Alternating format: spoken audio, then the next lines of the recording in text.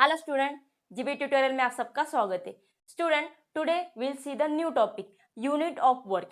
In previous lecture हमने work के दो फॉर्मूले देखे थे, अभी उसके हमें यूनिट देखने हैं। यूनिट के बारे में तो मैंने पहले से बताया, फिर एक बार हम यहाँ पे देखते हैं। तो देखो, हमें यहाँ पे पता है वर्क का formula, work is equal to क्या आता है हमारा, फोर्स इंटू डिस्प्लेसमेंट। डिस्प्लेसमेंट, ठीक है स्टूडेंट। तो देखो अभी यहाँ पे न्यूटन का भी यहाँ पे पहले एसआई के बारे में देखते हैं हम। फोर्स का एसआई यूनिट क्या होता है, न्यूटन, और डिस्प्लेसमेंट का आता है हमारा यहाँ पे मीटर, यानी कि न्यूटन इंटू मीटर, यानी आता है हमारे यहाँ पे जूल। ठीक है स्टूडेंट। और we know 1 joule is equal to 1 newton into 1 metre. आपको इसकी डेफिनेशन भी आ सकती है 1 जूल की। What is the 1 joule? 1 joule यानी क्या होता है, if force of 1 Newton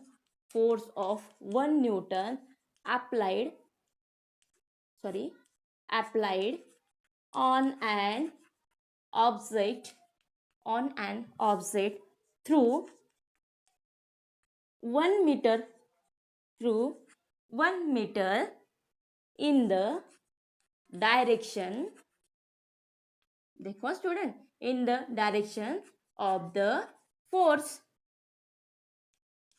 okay student, तो ये आ गए हमारे 1 जूल की definition. If the force of 1 newton applied on an object through the 1 metre in the direction of the force. ठीक है स्टूडेंट, आपके बुक में थोड़ी अलग सी दी है, आपने वो भी लिखी तो भी कोई प्रॉब्लम नहीं। हमें यहाँ पे इंपॉर्टेंट क्या स्टूडेंट, कीवर्ड्स इंपॉर्टेंट है और उसका मीनिंग सही आना चाहिए हमारा।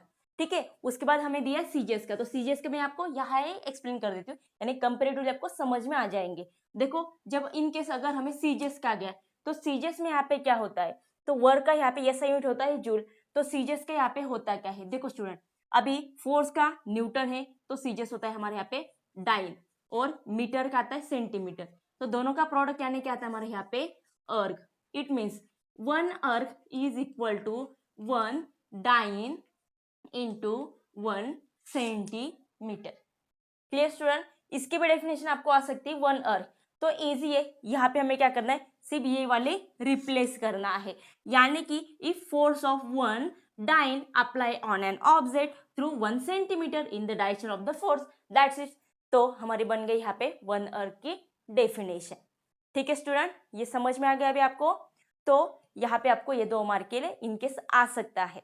उसके बाद हमें और एक टॉपिक दिया है, रिलेशन बिटवीन जूल एंड अर्ग। तो स्टूडेंट, ये जो सेकेंड वाला टॉपिक है ये आपको डेफिनेटली आता है रिलेशन, तो ये इजी है स्टूडेंट, 2 मार्क का है, बट मोस्ट ऑफली हम यहाँ पे कंफ्यूज हो जाते हैं, तो इजीली उसको याद रखना है। ओके, तो सेकेंड में यहाँ पे लिख देती हूँ, रिलेशन